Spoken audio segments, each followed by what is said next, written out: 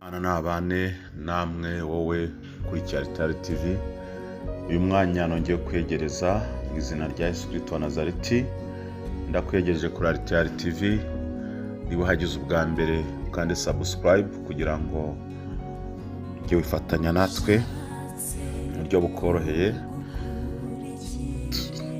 Ngwaye ikaze rero aho uherereye hose mu migabane y'isi inyuranye.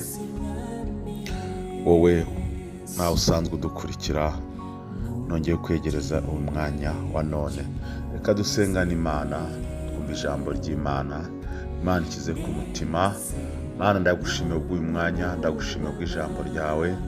Imerera wururuke Data, ugendere mu ijambo ryawe kandi uriherekeze kugira ngo rigere kuri nyiraryo ritunganye nk'uko ijambo ryawe ritunganye Uwiteka, maze ribashe kumuhindurira ubuzima umuntu wese uryumvishe. Imiremera amashimwe mu izina ryiza rya Yesu, amen. Nitwa Reverend Nsaguyamiyeri rero Moses, ndakwegereje ngo ikaze kuri Cyalitari TV. Reka duhanure mu izina rya Yesu Kristo wa Nazareti. Uyu munsi nkuzaniye message Imana mpaye, ubuhanuzi bwawe Imana mpaye. Tugiye guhanurira muri Yobu 27 ku murongo, turera ku murongo wa mbere.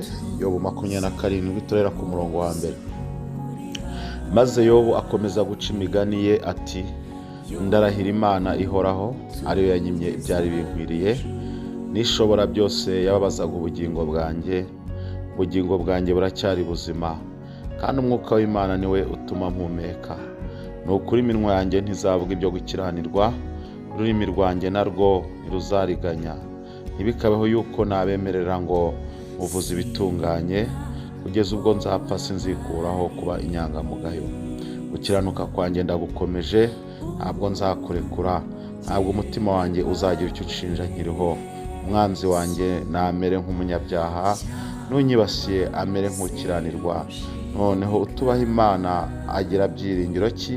Iyo Imana imuciye ikamwaka ubugingo bwe, mbese Imana yakumva gutaka kwe? Ibyago nibimutera, cyangwa se yakwishimira ishobora byose akajya atabaza Imana ibihe byose? Yesu nashimwe cyane. Ijambo ry'Imana ratubwiye ngo maze Yobu bakomeza guca umugani. Iyo ni umugani Yobu yaciye. Abantu benshi muzi amateka ya Yobu.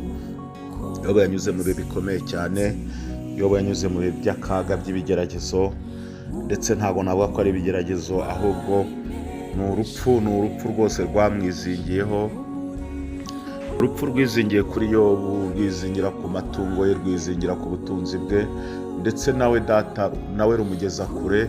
Ariko muri ibyo byose byamubayeho, Imana yari imufiteho umugambi mwiza. Ndagira ngo mvugane nawe ubona ibintu byayobeye, uri mu buzima umeze nk'urupfu, ubwire ngo iri jambo ni iryawe, hari icyo nawe ugomba gukuramo. Yobu rero nubwo byari muri iyo minsi, muri ibyo bihe bitamworoheye, muri ubwo buzima bumeze bw'urupfu, ko yararwinjiyemo, ndetse ibyo abonesha amaso n'ibyari yiringiye byari byaramuvuyeho.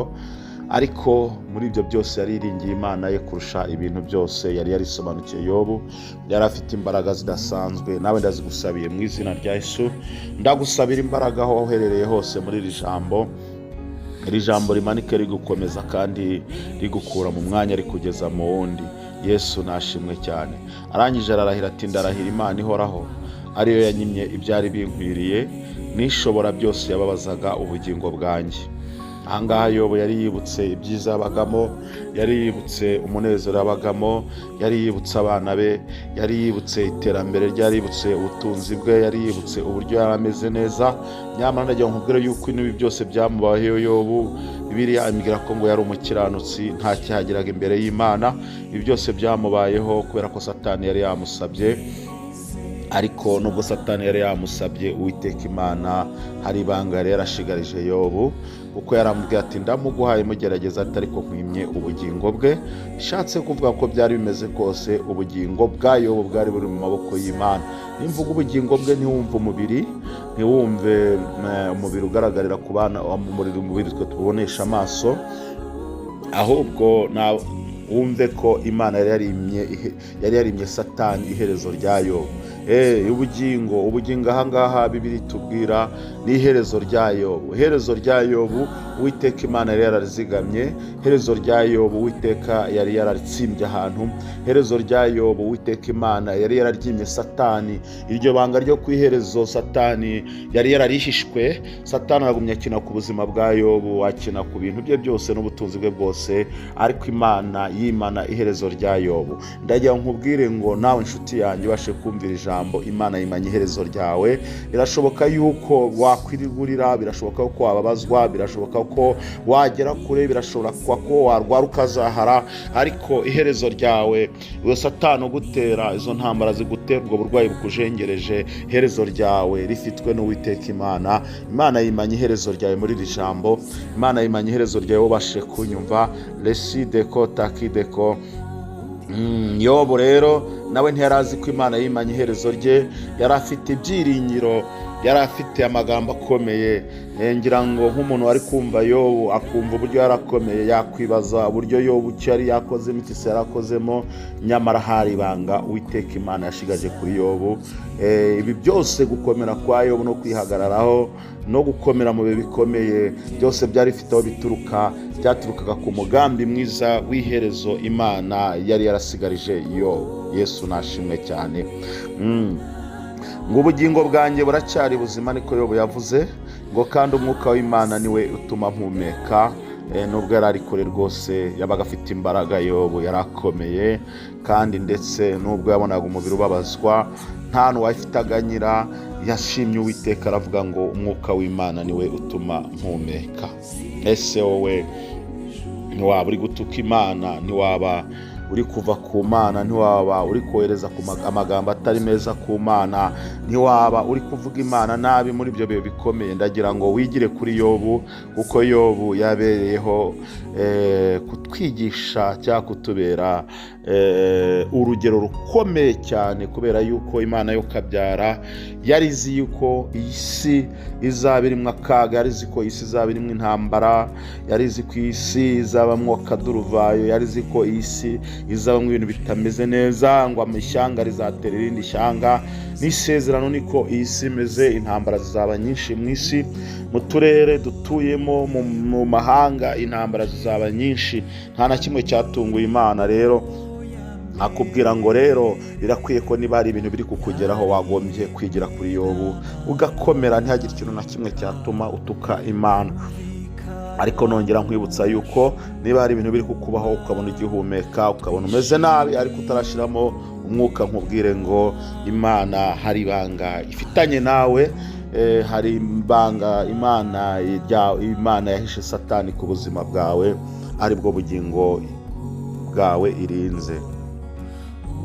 Yobu avuga amagambo akomeye ku murongo wa 4, aravuga ati ni ukuri iminwa yanjye ntizavuga ibyo gukiranirwa, n'ururimi rwanjye narwo ntiruzariganya. Yobu mu bihe bikomeye, mu ntambara, mu kaga arimo yihagazeho, aranga arakomera, arashikama, aravuga ati ni ukuri iminwa yanjye ntizavuga ibyo gukiranirwa. Ntabwo azagambana, ntabwo aziganyira, ntabwo azagira gute. Yobu yahagaze gitwari, arakomeza araribwa, arakomeza arazengerezwa. Ariko se wowe nshuti yanjye umeze ute? Ibihe biri gukomerana ukamera ute? Ibihe biri kuguhindukana ukamera ute? Ibyago biri kuza ukifata ute? Intambara ziri kuza ukabona nk'aho Imana itabaho, kandi nyamara mu bihe byiza warayitekerezaga kwiriho, nyamara ukabona ibihe byiza bibi bije nk'aho warushijeho kwishakisha.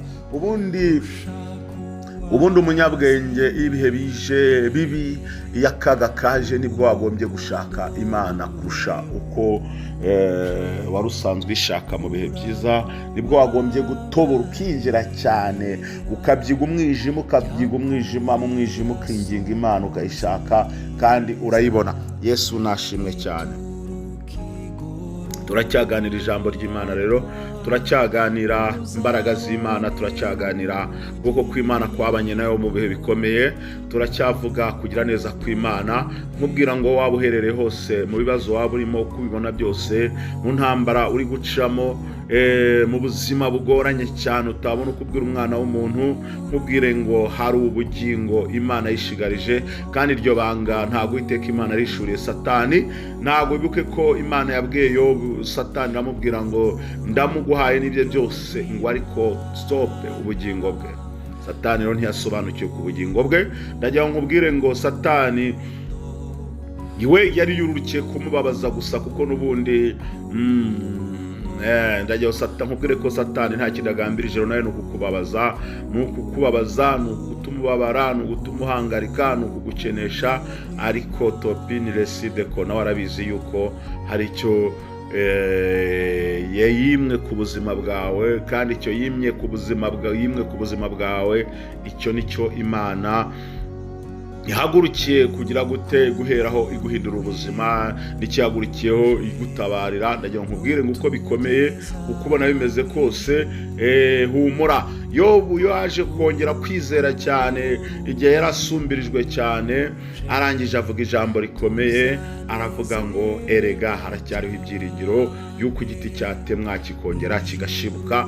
Ndagira ngo nkubwire ngo rero ibyo byiringiro byose Yobu yari abifite bitewe na bwa bugingo Imana yimye Satani. Satani we yarwanya intambara nyinshi kuri Yobu, amumanuraho ibintu bikomeye cyane, amumanuraho ibintu bimeze nk'ubara, hananura ubutunzi arahananura, cyubahiro arahananura, umubiri arahananura, umuryango wose arahananura, kubita hasi kugira ngo bikure umutima Yobu narangiza ave ku Mana. Ariko yari yibeshye, kubera yuko ubugingo ni ikintu gikomeye, ubugingo ni ikintu cyubakiyeho ibintu byose. Ndagira ngo nkubwire ngo rero, nubwo ubona hari ibyakugwiririye bimeze nk'inkuba, nubwo ubona hari ibyaje bimeze rwose nka serwakira bigahuha, ndagira ngo nkubwire ngo haracyariho ibyiringiro, kandi Imana yimanye ubugingo bwawe.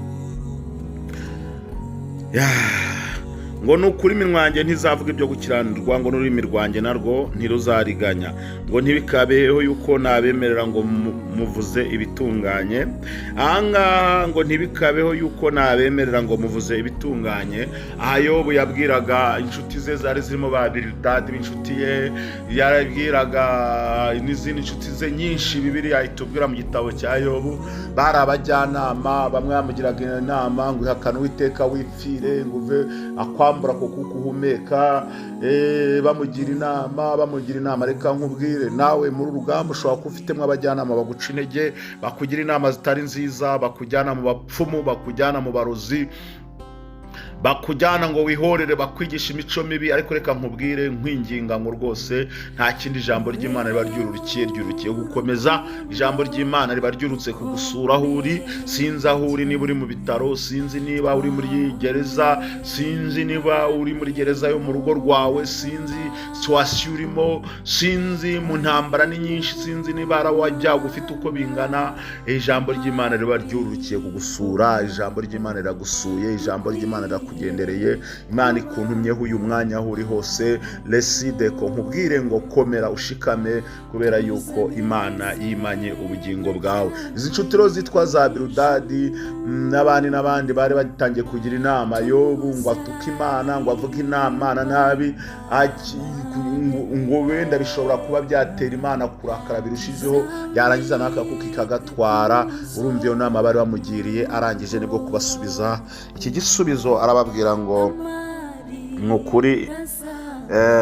nukuri iminwa yanjye ntizavuga ibyo gukiranirwa, n'ururimi rwanjye narwo ntiruzariganya, ngo ntibikabe yuko nabemerera ngo muvuze ibitunganye.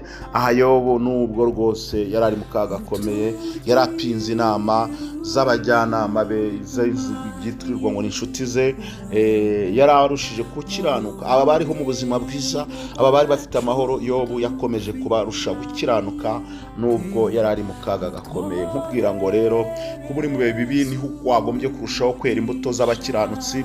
Kuba uri mu ntambara, Imana irashaka kuhagararaho ukagira imbaraga zigaragaza ko wiringiye Imana. kuba uri mu bihe bibi niho wagombye kugaragaza Imana, kuba uri mu bigeragezo runaka niho wagombye kugaragaza ko wakijijwe, kuba uri mu bihe bitoroshye niho wagombye kugaragariza Imana wamenye, kuko mukiranutsi abagomba kuhora ari mukiranutsi, mu bibi ugakiranuka, mu byaha ugakiranuka, mu ntambara ugakiranuka, mu manzana ugakiranuka, nukiranuka mu byiza ugakiranuka, mu munezero ugakiranuka, urimo wungukirwa ugakiranuka unezerewe. Ntago Topine Resideko uzasanga n'abatakijijwe nabo banezerewe, mwese nta tandukaniro rizaboneka. Wagombye rero ndagira ngo nkubwire ngo ibyago hari igihe biba bije ari igipimo. Mu byago n'ubwomba ibyago akenshi biba ari umwijima. Twavuga ko ibyago ari umwijima, twavuga yuko ibyago ni ibintu biza byijimye ku buzima bwawe. Niho rero umucyo we wagombye gucana, umucyo we wagombye gucana mu mwijima, umucyo wagombye kwaka cyane, kuko ubundi umucyo ahantu hari umwijima, ahantu umwijima niho urutara rimurika cyane rikagaragaza imbaraga ryazo. Ahantu hishimye cyangwa ahantu hatabona niho itara rimurika cyane rikagaragaza urumuri rwaryo. Igihe wageze mu mwijima, igihe wageze mu mabaro, niho ugomba kugaragaza imbaraga z'urumuri ufite. Igihe wageze mu mabaro niho ubukana bwa mpore zawe ziba zigomba kugaragara, cyangwa se mvuge ngo umucyo wawe niho ugomba kugaragara, kubera ko umucyo ubukenewe ahantu hari umwijima. Yesu nashimwe cyane. Yobu rero we yagaragaje umucyo nubwo yari mu bihe by'umwijima. Yobu yagaragaje ko ampure ze zimurika kure cyane nubwo yari mu mwijima. Nibwo yarangije asubiza aya magambo, ayasubiza babandi bakagombye ahubwo kumuborogera, kumusengera, kumuhendehendera, babandi babanaga mu bihe byiza barimo bamubwira ngo yihakane Imana, bamugira inama mbi. Yobu aramurika cyane, abacanaho urumuri rwa Yobu. Topine Resideko, Imana Yobu yamenye, agakiza Yobu yamenye. Resideko takika Yobu karamurika. Ese wowe mu ntambara zawe, ese wowe igihe bibi byaje, ese wowe ibihe by'umwijima byaje, aho ntusinzira, aho ukarushaho kuganya cyane, aho ukarushaho kugaraganya umubabaro, nkaho wazamuye rwa mucyo wawe. Umucyo wawe tukeneye ku Imana ikeneye kubona umucyo wawe mu gihe cy'umwijima, kubera ko ntugomba kumurikira iki abanyabyaha. Ndagira ngo Yobu nukuri Imana ikuntumye aho uri, kubwira ngo igihe cyawe, igihe cy'umubabaro nicyo gihe ugomba kumurika umucyo w'Imana uri muri wowe. Yesu rero Yobu we rero yaramuritse, yahamye Imana ye, aravuga ngo ku murongo wa 6 aravuga ngo ukiranuka ngo ku murongo wa 5 ngo ntibikabeho yuko nabemera ngo muvuze ibitunganye. Arabapinga ngo kugeza ubwo nzapfa sinzikuraho kubinyangamugayo. Yobu yavuze ijambo rikomeye, aravuga ngo amera nk'ababagabo batatu, Shadaraki na Meshaki na Abedenego, bavuze ngo nawe itadukiza nitwubararira ikigirwamana cyawe. Nukuri niho buriya nabo bari abagabo batatu bagaragaje umucyo w'Imana barimo, bagaragaje agakiza kabarimo, bagaragaje Imana barimo, nabo bakoze ibintu by'ubutwari, bavuga amagambo akomeye igihe bari bageze mu itanura ry'umuriro. Ndagira nkubwire ngo rero agakiza Imana yaguhaye, wowe uvuga kukijwe cyangwa se wowe uvuga ko uri umugenzi ujya mu ijuru, ntabwo ibyiza bizahora bikuzaho. Agakiza rero kagaragara mu munezero, agakiza kagaragara mu byishimo, agakiza kagaragara mu mpundu, ibintu bimeze neza. Ako gakiza kagera mu mwijima ntikagaragare, ako ngako ntago ari agakiza kuzuye. Imana igukomeze rero, ikwagure, iguha imbaraga zikomeye kandi kugeze kure mu izina rya Yesu. Yo bavugana amagambo akomeye ngo gukiranuka kwanjye ndagukomeje, ntabwo nzakurekura, ntabwo umutima wanjye uzagira icyo nshinja nkiriho.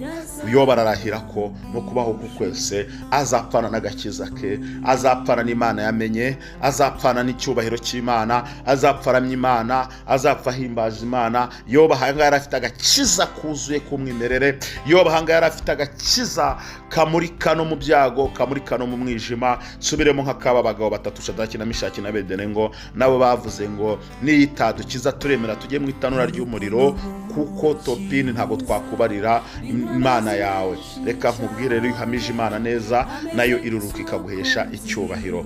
Ndagira ngo wikontorore, wuzure imbaraga, kuko ushobora kuba iryo shuri rimwe ari ryo rya nyuma. Uwo mwijima urimo ushobora kuba ari ishuri rya masazi cyangwa se rya dogitora mu by'Imana urimo, kugira ngo Imana ikugirire neza, igusetse nyuma. Kubera yuko iyo dusomye amateka abantu banyuze mu bikomeye, Imana nyuma yarabashekeje kurusha mbere. ngo umwanzi wanjye namere nk'umunyabyaha, n'unyibasiye amere nk'ukiranirwa. Noneho utubaha Imana agira byiringiro ki? Iyi Imana imucika mwaka ubugingo bwe, mbese Imana yakumva gutaka kwe ibyago nibimutera, cyangwa se yakwishimira ishobora byose akajya atabaza Imana ibihe byose? Hariho ikibazo ahangaha Yobu yarimo atanga ubuhamya rwose ko umuntu utubaha Imana nta butabaza azabona, utubaha Imana Imana idashobora kumurengera, utubaha Imana rwose Imana itapfa kumwumva, ibyago nibimutera ntaho azatera yitabaza, azatakira amagoyi, ni kwa gutakira ingoyi, bavuga ngo ni amatakirangoyi. Reka nkubwire rero, komera ku Mana, ushikame ku Mana, iminsi mibi nizo ushikame ku Mana, ibihe byiza nibiza uyiramye kurushaho, ariko ibihe nibiza ku bibi nibiza uyihamye kurushaho cyane. Yesu aduhana umugisha.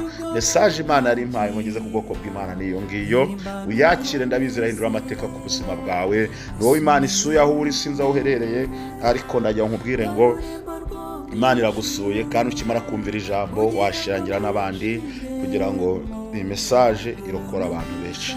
Imana ndagushimiye ubw'ijambo ryawe riherekeza wihesha icyubahiro, ubashije kuryumva data, ashima Imana ku bwaryo, byose ubikorere kwiyubahisha mu izina rya Yesu Kristo wa Nazareti. Shalom, mwari kumwe na Reverend Saguyamiyeri Moses, ntukabure kuri RTR TV, wibuke ukanda subscribe no gushare ijambo ry'Imana. Yesu aduhana umugisha. Shalom, shalom, shalom. Ndabakunda cyane. Shalom.